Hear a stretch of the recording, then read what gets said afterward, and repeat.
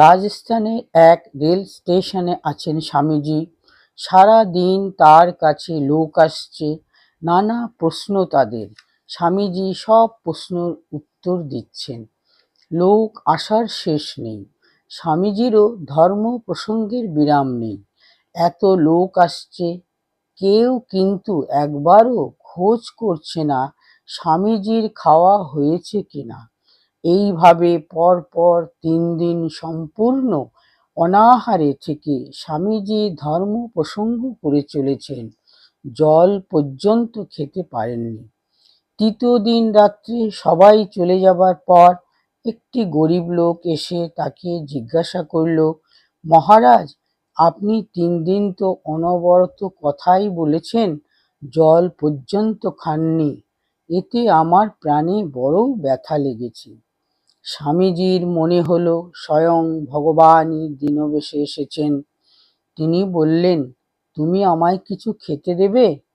লোকটি জাতিতে চামার। সে বলল, আমার প্রাণ তো তাই চায়, কিন্তু আমার তৈরি রুটি আপনাকে দেব কি করে? আজ্ঞা হয় তো আমি আটা ডাল এনে দিই, আপনি ডাল রুটি বানিয়ে নিন। স্বামীজি বললেন, না, তোমার তৈরি রুটি আমায় দাও, আমি তাই খাবো। লোকটি শুনে ভয় পেল। রাজা যদি জানতে পারে যে সে চামার হয়েও সন্ন্যাসীকে রুটি তৈরি করে দিয়েছে, তবে হয়তো তাকে শাস্তি পেতে হবে। তবুও সাধু সেবার প্রবল আগ্রহে নিজের বিপদ তুচ্ছ করেও স্বামীজির জন্য রুটি তৈরি করে নিয়ে এলো। তার দয়া দেখে স্বামীজির চোখে জল এলো। ভাবলেন, আমাদের দেশে কুঁড়ে ঘরে এরকম কত মানুষ বাস করে, যারা বাইরে দীন দরিদ্র অন্তজ, কিন্তু অন্তরে মহান। এদিকে স্টেশনের কয়জন ভদ্রলোকের নজরে পড়ল, স্বামীজি চামারের হাত থেকে খাবার নিয়ে খাচ্ছেন। তারা এসে তাকে বলল, আপনি যে নিচু ব্যক্তির ছোঁয়া খাবার খেলেন, এটা কি ভালো হলো? স্বামীজি উত্তর দিলেন, তোমরা তো এতগুলো লোক আমাকে 3 দিন ধরে বকালে, কিন্তু আমি কিছু খেলাম কিনা তার কি খোঁজ নিয়েছিলে? অথচ এ ছোট লোক হলো, আর নিজেরা ভদ্র বলে বড়াই করছো। ও যে মনুষ্যত্ব দেখিয়েছে, তাতে ও নীচ হলো কি করে? বিরাট পুরুষদের মধ্যে মাঝে মাঝে যে ডিভাইন ডিসকন্টেন্ট দেখা যায়, অর্থাৎ আধ্যাত্মিক অসন্তোষ, স্বামীজির পরিব্রাজক জীবনেও তা একবার এসেছিল। তার মনে হলো যে বিরাট উদ্দেশ্যের কথা ভেবে তিনি সংসার ছেড়েছেন, সেই উদ্দেশ্য বুঝি আর সফল হবে না। তাহলে এই জীবন রেখে লাভ কি?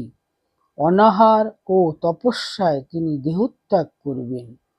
এই রকম চিন্তা করতে করতে একদিন তিনি হেঁটে চলেছেন অরণ্যপথ, তাই সারাদিন এক মুঠো ভিক্ষেও জুটল না।